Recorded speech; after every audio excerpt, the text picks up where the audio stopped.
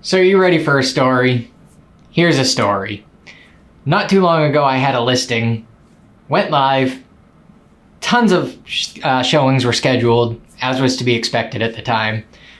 One agent submitted an offer for their buyer, and this was a good offer. It was above asking price. Then I started getting phone calls from other agents. I got phone calls from like 2 or 3 other agents saying, hey, we looked at the place, my buyer's interested, expect an offer. So I did what most listing agents would do in that situation, and I sent messages to every single agent that had a showing scheduled or that had already looked at it, and I said, looks like we're going to be in a multi-offer situation. Submit your best and highest by such and such a date at such and such a time. So in the meantime, no other offers came in. But the agent that submitted an offer called me up and said, hey, my buyer is worried that his offer is not the best. I'm going to be sending you a new offer. And he sent a new offer for $5,000 more than his already high offer. This guy outbid himself. It turned out that although the agents told me they were submitting offers, their buyers must have changed their mind and they didn't submit the offer. So the one offer we got outbid himself with a new offer. Yeah! I love winning, man. I f***ing love winning. You hear what I'm saying? It's like better than losing. This guy was bidding with himself. This guy was in a bidding war with himself.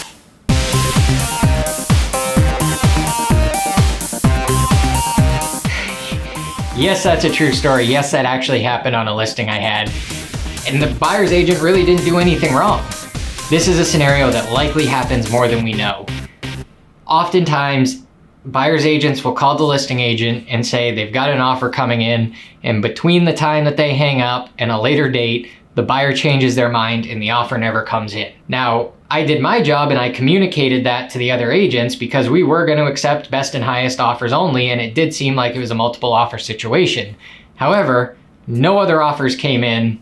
All the other buyers ended up changing their mind, and the buyer that did put an offer in previously was worried he was going to be outbid. So he raised his bid and was in a bidding war with himself. There are a few ways we can cut down on the risk that we're bidding against ourselves, and I'm going to give you 4 of them right now, with the 4th one being the easiest that a lot of people don't consider. And believe it or not, even though it's so simple, most agents aren't doing it, and it's such a quick, easy thing.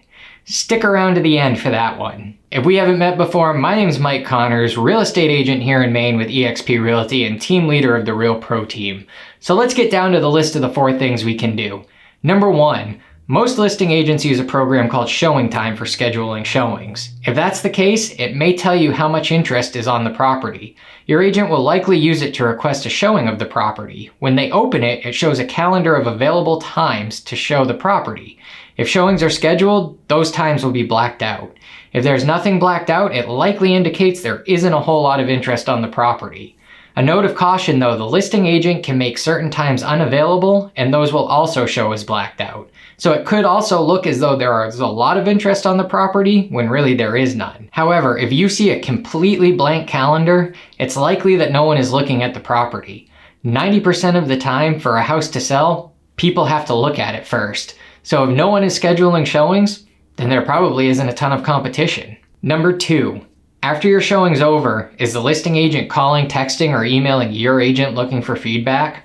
This is a huge tell, guys. If the property is getting a lot of attention and multiple offers, the listing agent doesn't have a whole lot of time to follow up with people who didn't submit offers, nor do they need to. This is especially true if they call days after you've seen the property. Now, this should not be confused with the agent calling to let you know they have offers on the table and are setting a deadline. That's not the same as calling for feedback. But if they're calling to tell you they have multiple offers, proceed with caution and confirm they have offers in hand, or if they're just expecting them, so you don't end up like the buyer from my story at the beginning. Number 3, look for clues. When you're at the showing, look for indications as why the sellers might be selling. If you're touring a 2-bedroom house and there are 4 bunk beds crammed into one room and a bassinet next to the bed in the main bedroom, it may be a clue that they've outgrown the house and need bigger space. When you're looking around, are things packed up and ready to go? This could indicate urgency in moving. If you can't find clues, your agent can always ask the listing agent why their client is selling.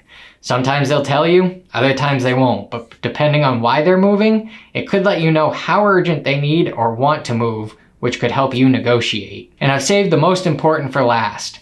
Number 4, it's as simple as asking the listing agent.